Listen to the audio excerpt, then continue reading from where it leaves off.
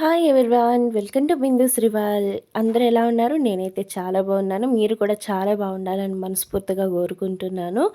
ఇవాళ నా మార్నింగ్ రొటీన్‌తో మీ ముందుకైతే వచ్చేసానండి. ఈ మార్నింగ్ రొటీన్ మీకు ఎంతగానో నచ్చిద్ది అనుకున్నా. మీకు నచ్చినట్టయితే గనక లైక్ చేయండి, షేర్ చేయండి, సబ్స్క్రైబ్ చేయండి. మీ లైక్ అన్నది నాకు చాలా మోటివేషన్‌గా ఉంటుంది. దయచేసి ప్రతి ఒక్కళ్ళు కూడా లైక్ చేయండి. నా వీడియోని చూస్తున్న ప్రతి ఒక్కళ్ళు కూడా. ఇంకేంటి అంటే నైట్ అయితే అంట్లు తోమేసుకున్నాను. ఎందుకంటే నిన్న ఆదివారం అందులోను ఇంట్లో ఎన్వి కర్రీస్ అయితే వండుకుంటాము. ఎన్వి కర్రీస్ వండినప్పుడు మాత్రం నైట్ అయితే అంట్లు అస్సలు ఉంచను. ఏది ఏమైనా నైట్ అయితే అంట్లు తోమేసుకుంటాననమాట. అలా తోమేసిన అంట్లని పొద్దున్నే సదిరేసుకుంటున్నాను. ఇవాళ పాప లంచ్ బాక్స్ వచ్చేటప్పటికి చాలా సింపుల్‌గా అయితే కట్టేస్తున్నాననమాట.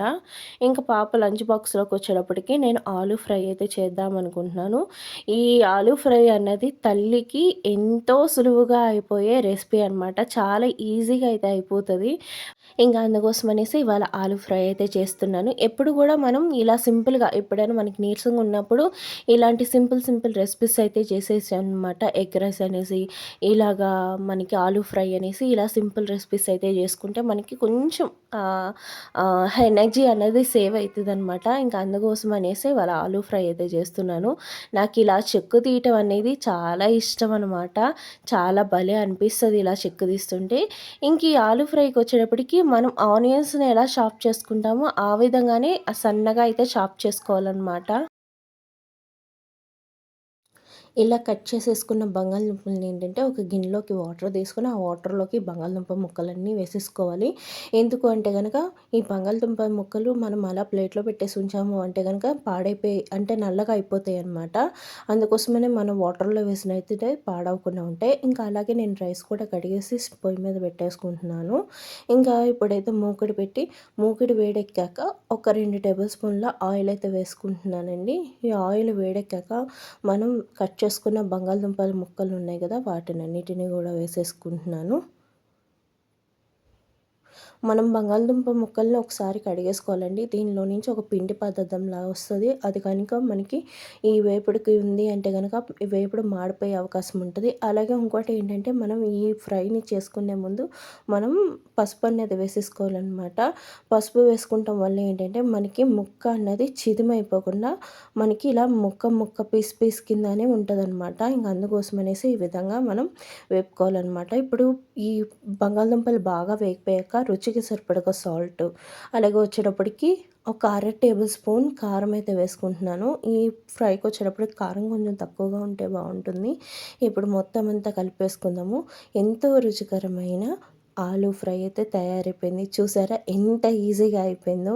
ఏమీ లేదు, మనం స్టవ్ మీద పెట్టేసి మధ్యలో చూసుకుంటుంటే చాలనమాట. చాలా ఈజీగా అయిపోతుంది. లంచ్ బాక్స్ కట్టే ప్రతి తల్లికి కూడా ఈ రెసిపీ చాలా అంటే చాలా సులువుగా అయితే ఉంటదనమాట. నాకైతే చాలా పనైతే తగ్గిపోతది ఈ రెసిపీ వల్ల. ఇంకా నేను ఈ రెసిపీని వచ్చేటప్పటికి ఒక 2, 3 సార్లు నుంచి ట్రై చేస్తున్నాను. మా చిన్నప్పుడు మా అమ్మ లంచ్ బాక్స్‌లోకి ఇదే కట్టేవారు. ఇంక నేనైతే మర్చిపోయాను. ఇది రెసిపీని మా వదిన గారైతే గుర్తు చేశారనమాట. ఇంకా వేపుడైతే అయిపోయింది. అలాగే రైస్ కూడా ఉడికిపోయిందనమాట.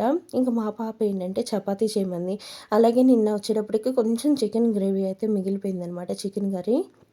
ఇంకా అందుకోసం అనేసి ఇవాళ చపాతీ చేసి ఆ చికెన్ కర్రీ అయితే అవగొట్టేద్దాము అని అయితే అనుకుంటున్నాం అనమాట. ఎప్పుడు కూడా మనం ఎల్వీ కర్రీలో వచ్చేటప్పటికి ఎక్కువ రోజులు ఫ్రిడ్జ్‌లో అయితే పెట్టుకోకండి. వండేసినవి మనం వండని ఏంటంటే డీప్ ఫ్రిడ్జ్‌లో కనీసం ఒక వారం దాకా స్టోర్ చేసుకోవచ్చు. కానీ వండేసినవి మాత్రం ఎక్కువగా స్టోర్ అయితే చేసుకోకండి.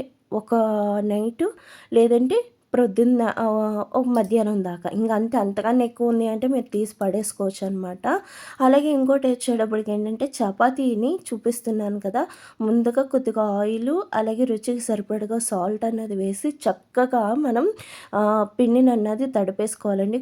కొద్దిగా వాటర్ తడుపుతూ వాటర్ అన్నది వేసుకుంటూ ఇలాగ మనం పిండి వచ్చేటప్పటికి చూస్తున్నారు కదా! ఇలా ఫోల్డ్ అంటే ఒకదాని మీదకొకటి, ఒకదాని మీదకొకటి ఈ విధంగా మనం ఫోల్డ్ చేసుకొని పిండి అనేది కలిపినట్టయితే మనకి చపాతీ అనేది పొరలుగా వస్తుంది. మనం ఇంకా తర్వాత ఆయిల్ అప్లై చేసి ఏమి పొరలు చేయాల్సిన అవసరం లేదు. ఇగోండి పిండి విప్పి చూపిస్తున్నాను చూస్తున్నారుగా లోపలికి ఎలా పొరలుగా వచ్చిందో.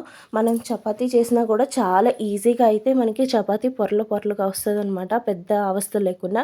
ఇది కలిపేటప్పుడే మనం చక్కగా ఒక 10-15 నిమిషాలు పాటు మసాజ్ చేసుకుంటే చక్కగా మృదువుగా ఉంటాయి. మనం చేసి పెట్టిన ఒక 2-3 గంటల దాకా కూడా చక్కగా మెత్తగా అయితే ఉంటాయన్నమాట చపాతీలన్నవి. ఇలాగ ఆయిల్ కూడా వేసి ఒకసారి పైన అప్లై చేసేసుకుని మనం మూత పెట్టి ఒక పావుగంట సేపు మనం ఈ పిండినైతే మ్యాగ్నేట్ చేసుకుందాము. ఈలోపుగా మా పాప అయితే లేచిందనమాట. లేచి వస్తూనే బ్యాగ్ తీసుకొని వచ్చింది. తనకి స్నానం అది అయితే చేపిచ్చేసాను. ఇంకా స్నానం అది చేపిచ్చేసాక ఇంక చపాతీలు ఒత్తుకుని అయితే చపాతీలను అయితే కాల్ చేసిన. ఎందుకంటే తనకి స్నానం చేసి రాగానే నేనైతే టిఫిన్ ఇచ్చేస్తాను. ఎందుకంటే టిఫిన్ తిని రెడీ అవ్వటానికి కొంచెం సమయం పడుతుంది. ఇంకా ఎమ్మటనే నోట్లో ఉండగానే బస్సు ఎక్కిచ్చేయకూడదు అన్న ఉద్దేశంతో అనమాట. ఈ మధ్యలో తనైతే పాలైతే అస్సలు తాగట్లేదండి. స్కిప్ చేసేస్తుంది అసలు ఎంతలా చేసినా సరే.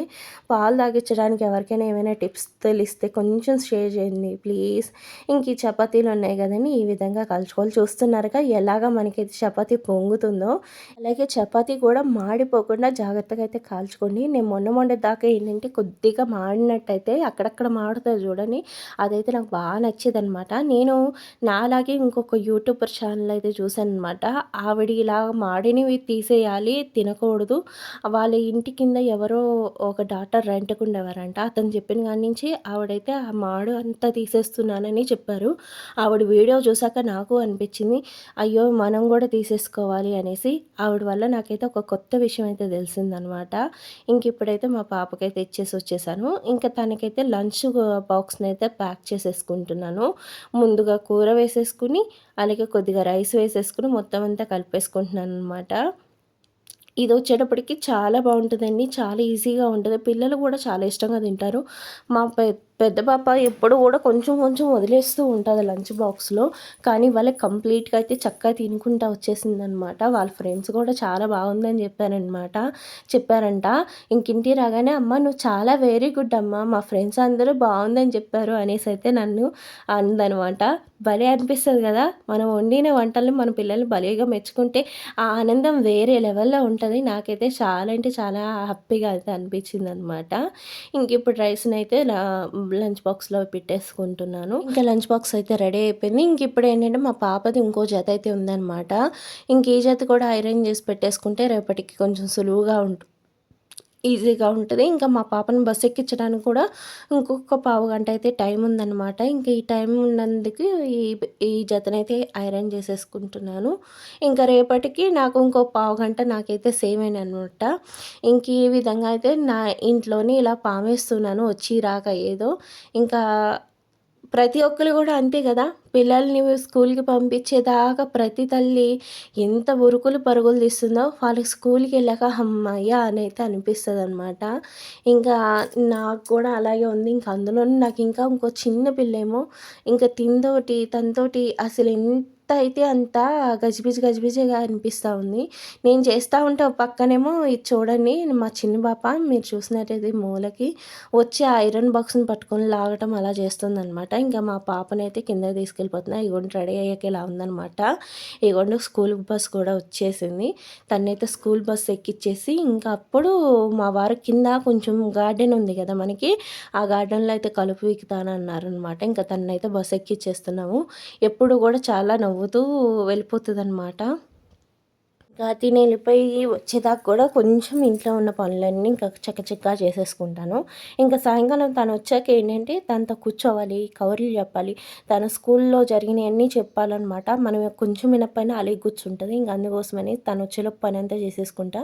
ఇంకా కింద వచ్చేటప్పటికి మా వారు పాపను ఎక్కిచ్చేసాక ఇలా కలుపు అయితే తీసేస్తున్నారనమాట. ఇలా కలుపు తీసేసుకోవాలి వర్షాకాలం. అప్పుడే మనకి తోట అనేది నీట్‌గా శుభ్రంగా అయితే ఉంటదనమాట. ఇంక ఇక్కడితో వీడియో అయితే అయిపోతుంది. ఈ వీడియో మీకు నచ్చిద్దని నేను అనుకుంటున్నా. నచ్చితే లైక్ చేయండి, షేర్ చేయండి, సబ్స్క్రైబ్ చేయండి. చివరిదాకా చూసినందుకు థ్యాంక్స్ ఫర్ వాచింగ్.